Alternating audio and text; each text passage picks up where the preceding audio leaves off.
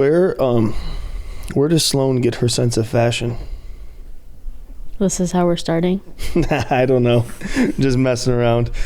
She loves joining us. I don't know why she likes to be awake at this welcome, very guys. moment in the day.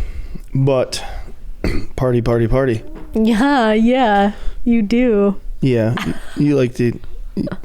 Whatever. She's a sucker, dude. She gets away with it, too. Sloane said, I'm going to be a part of this. Yes, she is. And she just farted on my hand. She does a lot of that. So, sorry if you guys She's not hear a lady. rumblings. It's just Sloane macaroni. We got to teach her how to be ladylike. But no, okay, so I thought last conversation was a decent starter. Yeah. And I'm excited about this one because this is where I just think like the foundation is laid. And if people mess this up, then everything's a mess. A mess. An absolute mess. So I don't know. This one's hard. It's not hard. It's easy, but it's hard because people don't do it. So we got to figure this out. And what are we going to call it? We're just going to talk about really just roles, right? Like do your role. Yeah. Know your role, do your role, play your role. Yeah. Like all of it. Role play. All of it. Sure, all of it. That's dumb. All right. Okay, so kick us off. When you hear like do your role, what do you think about? What's going on? I mean, I think in a marriage, it's two people coming together to be one, but each has their side of responsibilities, of tasks, of help, of whatever. And I think that when it's unclear or there's expectations, like we come into a marriage with expectations. 100%. We have expectations in life for pretty much all things. You should have At least we should have expectations. And to the people that say like, I have no expectations of anybody else in the world, like you're a liar. That's dumb. And actually you do. Even though you might not necessarily be aware or even say what your expectations are, every day we live or die by expectations, whether intentional or unintentional. Yeah. At the drive-through, you might not think I'm driving in this drive-through right now with the intentions that customer service is going to be the absolute best and my coffee is going to be perfect or this food's going to be great. You just kind of drive in, you order, and you know what I'm saying? I got full expectations of certain local burrito places to have decent meals. And I've been let down way too many times. I'm not going back. It's true. But they run specials on Mondays. Expectations are just like a huge thing that I think definitely play into knowing what our role is and how we should walk in that role. Yeah. And I think it's interesting because people will say like, they hear the expectations and immediately we always are like, yeah, see, my wife should be doing this. Yes. And that is like, yes, you're not wrong, but the problem is people are always looking at other people's expectations, and that's like they use it as the excuse to not fulfill theirs. Right. And I think it's even more important than worrying about what they're supposed to do, and it's like doing what you are supposed to do. Right. Yeah, well, I mean, and that's the thing. We ultimately can't control our spouse. That's not even what we're supposed to try to do, is to control the other person or anyone else for that matter. But I think when you have an expectation, whether they're doing it or not, doesn't give us the excuse to not do ours. And naturally, our flesh, who we are as people, our first response or reaction is, well, if they're not doing their half, I'm not doing mine. Yeah, and that's crazy, right? Because, well, now you have disregarded what you said in front of God you would do. And that's the hard part, right? Like, if the other person isn't doing theirs, you are still supposed to do yours. Trust me. There have been moments where I'm like, please show me in scripture where it says that I can just back off on this. What? But with me? That's so rude. I said a few moments. That's awful. But we don't. You won't find it in scripture anywhere. The Bible doesn't say anything about, well, if the other married person isn't doing theirs. Yeah. And that's the crazy part. There's roles, right? There's clear roles in the Bible. Should cook, clean, raise the children. He always has to bring it here. He can never just you know. But there are defined roles as far as like what the man is to do for the wife and what Absolutely. the wife is supposed to do for the husband and yada yada. Now, obviously in today's world, the family unit looks a little different and functions a little different than back in like Bible days. But ultimately at its core, Sloaney, you know nothing about marriage. You don't get a say in this. She's mad. She doesn't want it. I hear Julian whispering over there. Sophia's doing a weird dance over here. Guys, it's always a family This is a family affair. ministry. It's a family affair. It is. But yeah, like there are biblical roles. Now, people have made gender roles, and I think those play way less important into the aspect than biblical roles do. Right. Because like I cook. I love to cook. Yeah. I think it's fun. I'm thankful that you enjoy do. cooking. Yeah. But I don't clean. Right. And I'm okay with doing that. I would hire a cleaner if I didn't have you. Right. I hate cleaning. Yes. Sloaney. She was adding her 2 cents. But yeah, I hate cleaning. So I think it's weird because like people will try to do the biblical. Well, I don't even think they try to do the biblical roles. They try to do the gender roles that are like defined by others. That have been defined by. Yeah. And then they get mad humans. by our society. Right. And then they get upset when it doesn't happen. Right. And then they don't do theirs. And now the whole thing's a mess. And biblical roles have been completely disregarded. Yeah. And if you want your marriage to work, like you have to actually have a biblical marriage. Yeah. Not a gender rolled marriage. Yeah. A biblical marriage. And that has to be the foundation of it. And most people don't ever have the conversations. And I think that's what hurts them. Yeah. Is the conversations are never had before. Right. And we just Go in would blindly. expect that people know what we need. And these are like know crazy what we're supposed to do. expectations, right? Like Yeah. unspoken expectations will always damage the marriage. Will damage any Always. relationship. Any relationship. Like there needs to be expectations clearly communicated to your soon-to-be spouse or your spouse, so your first year doesn't suck and it Yeah. can grow and flourish Yeah. beyond your and first you should year. talk about these things before. The problem Yeah. is most people don't Don't. talk before because they just active. If you know what I mean. It's just another topic for another They're day. just active. So they don't have the conversations they're supposed to have because they just Yeah. been getting busy. Yeah. And it doesn't work because now you're in this thing and it's like, well, getting busy doesn't cover it up. Yeah. And now you actually got to like figure out if this person is worth being married to, but you already made the commitment. Right. You've already jumped. So I think a giant win is having the conversation before. And if you are already in it and you've never had the conversation, like get to it and don't wait. Yeah. What are your expectations? You know, and that's the thing. I think so many women come in having this unspoken expectation that they expect their husband to do all of the cleaning as much as she does, or to do half, or to do the dishes, or to do the It would've laundry, been really bad for us. or to do those things, but they never even, you know, first of all, don't own up to what their role is, which always plays into Yeah. your availability. And some husbands do that. Some husbands do that, and it works for their family, and it's great. Mm-hmm. But you do what works for your family, but it needs to be talked about. 100%. You But know, even before those things have to get figured out, it's like the biblical roles have to get Right. figured out. So quick biblical roles. There's more that the Bible speaks about with marriage, but just the quick one would be Ephesians 5:22, and I'm going to read all this. Don't pick on me if I mess up some of the words.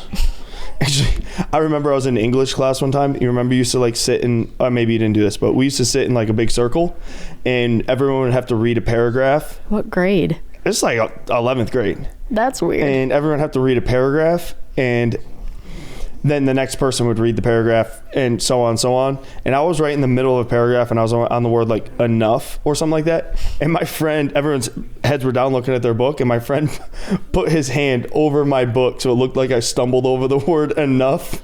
I looked like such an idiot in front of everybody. I'll get him back for that still. Someday. One day I will still get him back. All right, wives, ready? The S word. I like this, and we'll talk about this probably deeper at a different time. Submit to your own husbands as to the Lord. Just Continue. for the husband is the head of the wife, even as Christ is the head of the church, his body, and is himself its Savior. Now, as the church submits to Christ, so also wives should submit in everything to their husbands. And then husbands, love your wives as Christ loved the church and gave himself up for her, that he may sanctify her, having cleansed her by the washing of water with the word. Sloaney agrees. So that he might present the church to himself the splendor without spot or wrinkle or any such thing, that she might be holy and without blemish. In the same way, husbands should love their wives as their own bodies. And he who loves his wife loves himself. For no one ever hated his own flesh, but nourishes and cherishes it, just as Christ does the church, because we are members of the body. Therefore, a man shall leave his father and mother and hold fast to his wife, and the two shall become one flesh. This mystery is profound, and I am saying that it refers to Christ and the church. However, let each one of you love his wife as himself, and let the wife see that she respects her husband. So I think like it's just really easy for biblical rules is the wife is supposed to submit to her husband and respect her husband. And I think that's where a lot of households get out of order. Completely. Is both. Is submission and respect. And respect.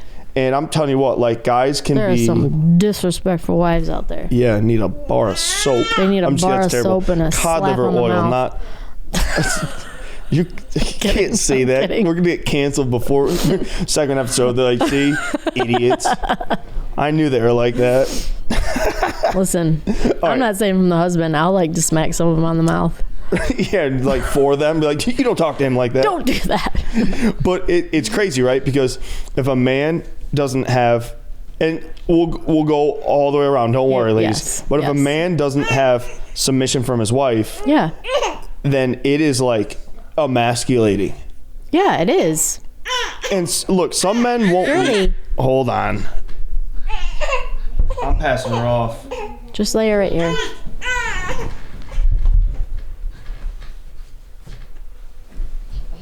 There you go, girl. There you go, girly. Oh, she's not going to be happy. All right, so if a man doesn't have, like, submission from his wife, then he's going to feel subverted, emasculated, and it will be frustrating. Right. And we'll talk about what submission looks like. Yeah. That's fine. And I think the other one that people don't talk about enough is a man needs to be respected. Because look, a man can get love, a man can get active, you know what I mean? They can get all those things provided for, yada, yada. But if a man doesn't feel respected, then he won't feel seen. And there's just something inside of us where it's like, no, submission and respect are so vital and important to feel like I'm the man. Like, this is my household. I'm running and leading a household, and my wife, like, actually respects me. Yeah. And wants to go with the leadership that I'm setting forward. And it is so important. And it's crazy because, like, in terms of submission, is it like full obedience? I mean, that can get a little weird. Yeah, I mean, I definitely... Even respect, it's like... Yeah. Bro, I've seen so many people talk crazy to their husband in front of other people. Oh, like, yeah. Yo, don't do that. Like, I know. We talked about this a little bit on the last one, but I mean, I think it's important to know that that's really part of understanding. Yeah, like in front of your friends. Yeah. It's not like you can't say a joke. Right. In front of friends, in front of family, in front of your children. Like, how do you think anyone else is going to respect them? Or trying to like command them to do things, like, demanding that they go do these things right now. It's like... Yeah, like talk... I mean, behind closed doors, there's some like wilder conversations you might have. But even in front of people, like, dude, show respect to your husband. And people are like, well, what if he's not respectable? Well, still, your role is to... doesn't change. Yeah, the Bible does not... The Bible doesn't do things based on... The other person. Yeah, the Bible's like your responsibility. Yeah, for you, period. There are no asterisks. There are no, well, only in this case scenarios. Like, nope, here's what it is. You do it regardless because this is your choice and your decision, because it's what the Lord's asked of us. Yeah. And I do, I think that word submission, like I've said it multiple times before. Good word. It really, I had a hard time with it before I really understood what it was. You know, it is a hard thing because I do think there has been a lot of abuse around that word. Yeah, it's wild. You know, where the man really does try to like... Men like whooping their wives in the 60s and stuff. Like, and then making them almost like they're just a lesser, unvaluable person. And that's not what submission is. Submission isn't abusing the power. It's a way of respect. It's a way of showing honor to the role of your husband to lead the home. Right? It doesn't mean that I'm stripped of my voice and having any kind of say or any of those types of things, right? There's a right and a wrong way to do all those, but it doesn't mean that now I'm just a nobody and I have to sit down and shut up and hide in a corner. You know, but it just means that I'm willing to say, I respect and honor this man to lead our home, to lead our family, to make the decisions for us, because that's what the Lord has laid out as the foundation for how he wants family to be. 100%. And in doing so, there is such, because a woman wants security and love. So in order to feel secure and not have to question or worry or stress about things, is to be submitted. When you can be submitted to the leading and to the guiding of your husband, when it's, you know, good, there is such a level of security that comes in. Yeah, and we'll even think about it too, is like there has to be a leader. Yeah, there can't be two chiefs. Yeah, two chiefs is... Can't be two cooks in the kitchen. It's a bad tribe, you know. Two heads is a monster. It's like true. Two drivers, like imagine it doesn't that. work. Yeah, it doesn't work. So there always has to be like, hey, this is where the buck stops, and that's how Christ set it up, is so that there would be a voice where it's like, okay, this is the determining factor, right?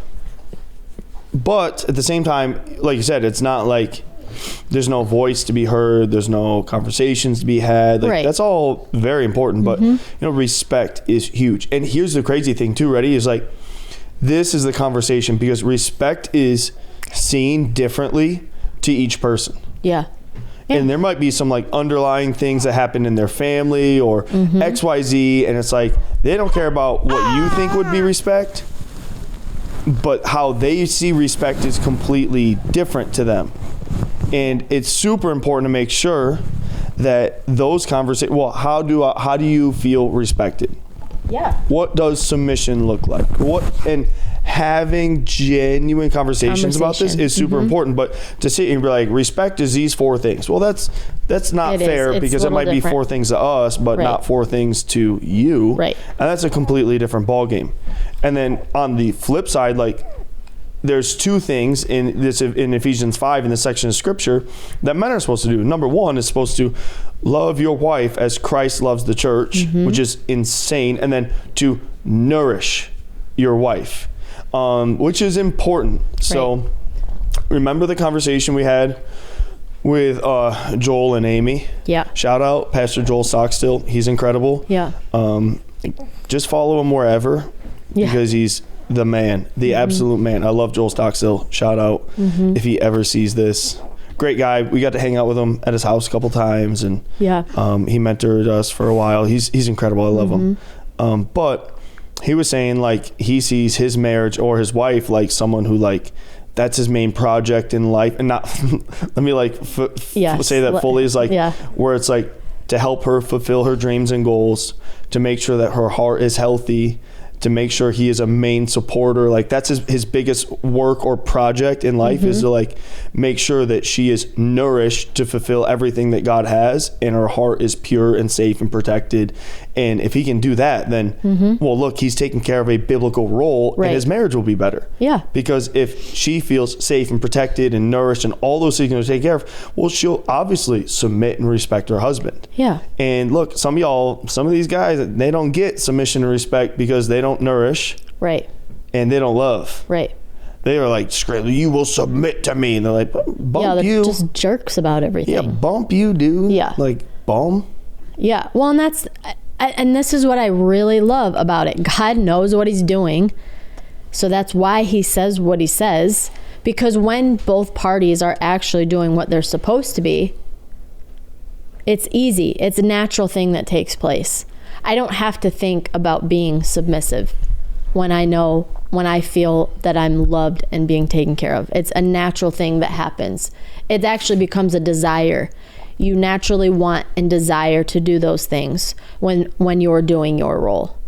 Right. It's easy to do it. It's not I have to do this and this sucks and this is boring and hard. Like, you actually want to do it. Yeah, you should. And then it gets into like, well, as Christ loves the church. Like, well, okay, let's talk about Christ loving the church. Well, number one, he left heaven. Yeah. It's a pretty big sacrifice. I don't know about you, but I wouldn't have done it. Yeah. Left heaven to come to earth, to live sinless, to die a death that he didn't really need to die. Right. To resurrect from the grave, to be on earth for like 50 days after his resurrection, to then ascend to heaven, to be seated at the right hand of God, and not only seated at the right hand of God, but to be praying for us. Yeah. It's like, well, how did Christ love the church? Well, he gave everything and is still praying, and then gave gifts to the church so the church could be healthy. So it's like, how could we sum up Christ loving the church? Well, it would be like the sacrifice to make sure it exists, it's provided for, it's healthy. That's massive. Yeah. Those pieces right there are huge. And and Sloaney Macaroni, you little pretty girl.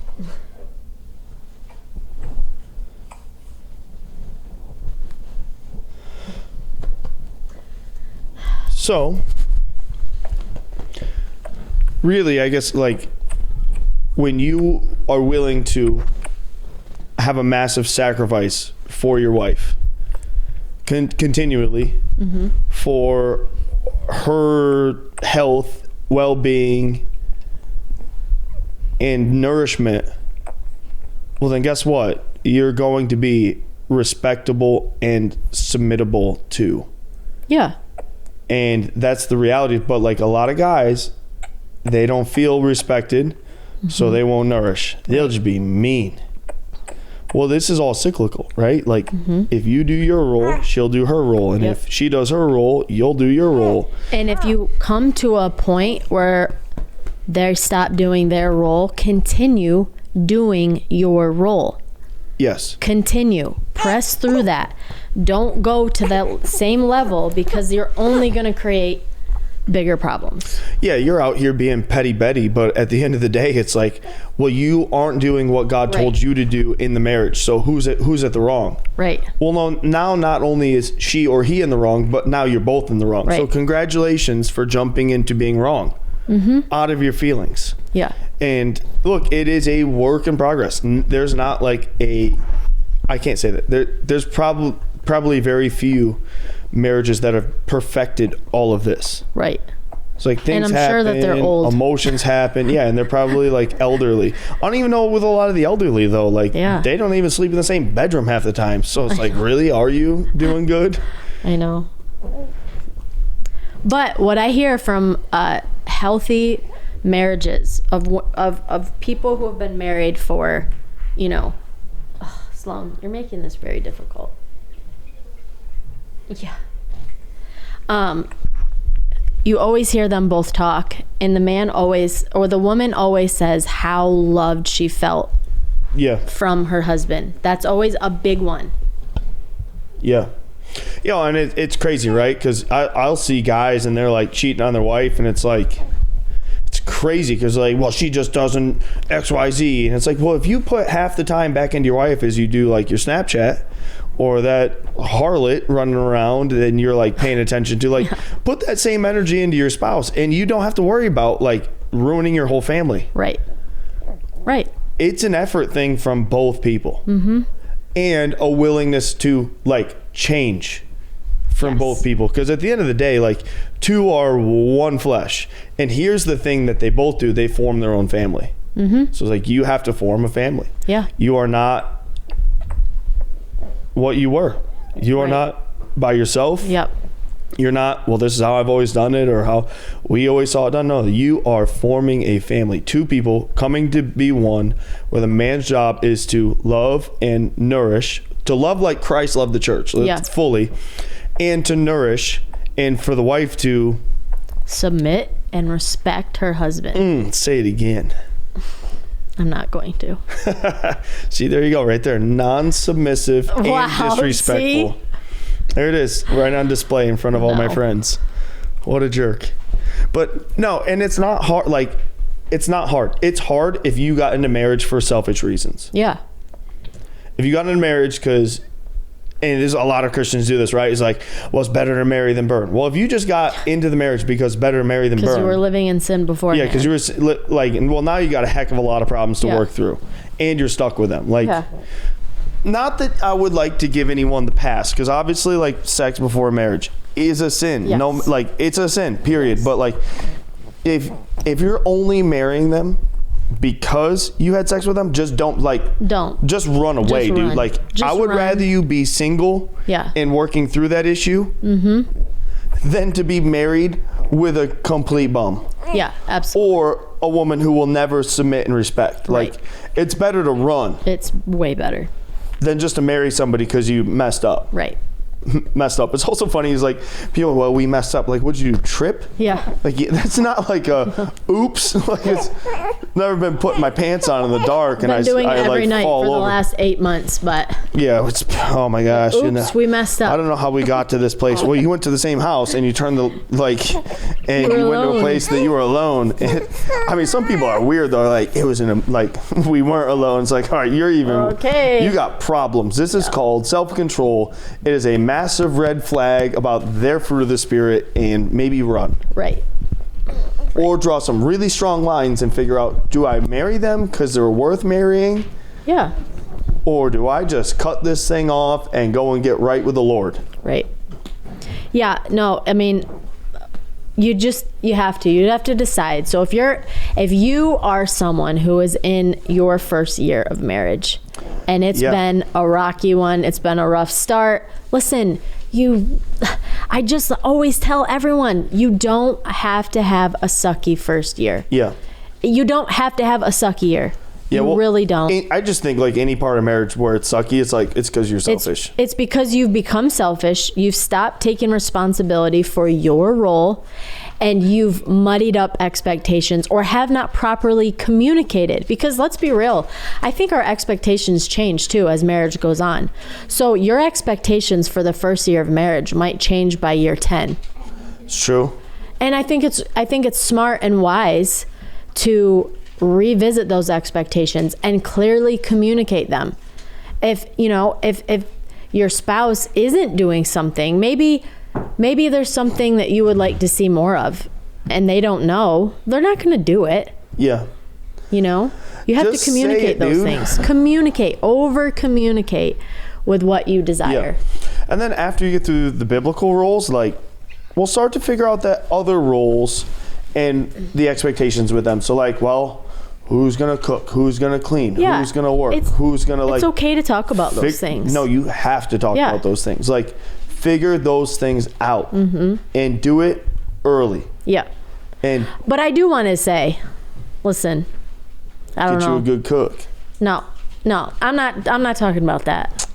I'm talking about for the women, because for decades and decades, out of the 50s and everything, it was the whole thing. And that's why we have these amazing women who chose to be feminists. I don't know how to say it nicely. I'm trying very hard. I'll quote my mom, who she's not alive anymore, so you can be mad at her. It's fine. And quote, "Feminism is the destruction of America." No, I completely, wholeheartedly agree. That's a big statement.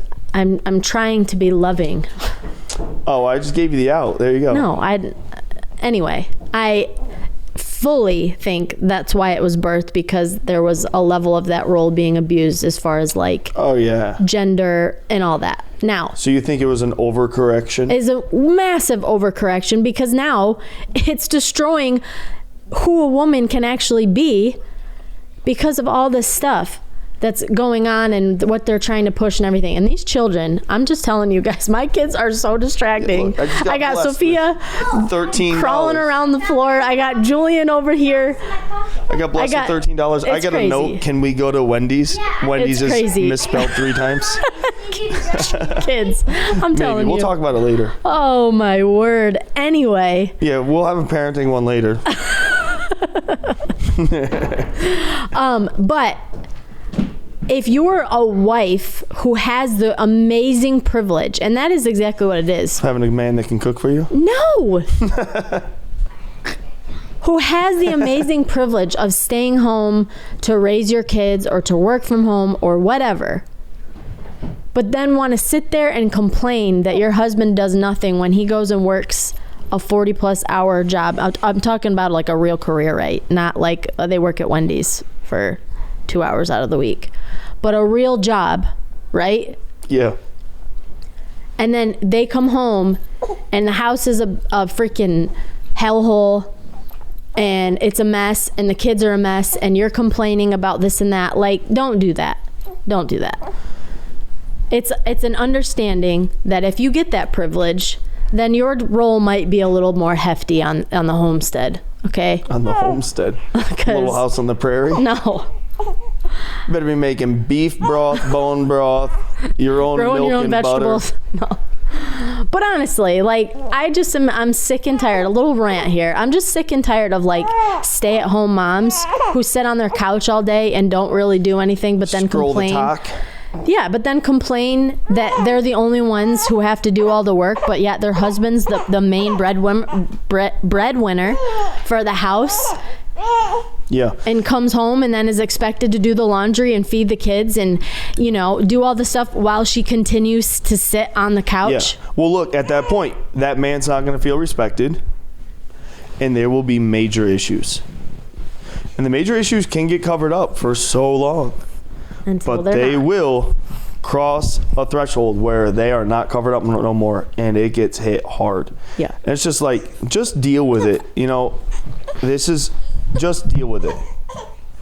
Everything is an attitude before it's an action. And if you communicate early and you deal with it, it's not a big deal. But people don't deal with it.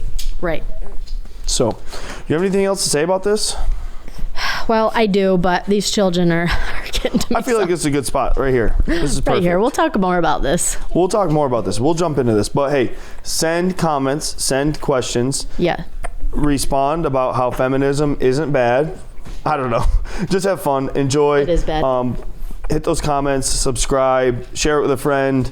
But your first year of marriage should not be terrible. Should not be terrible. Your marriage shouldn't be terrible at all. That's God didn't have us. He didn't create marriage for misery. No. At all. Or it's like a lifelong test that just sucks. Or to be a thorn. This is my suffering. This is my suffering, my marriage. My ball and chain. Like, Stupid. people are silly with that. So silly. But yeah, we love you guys. And just be active in the chat. And let us know what's up. Because we're here to help marriages. Yeah. Because they need it. Awesome. See you.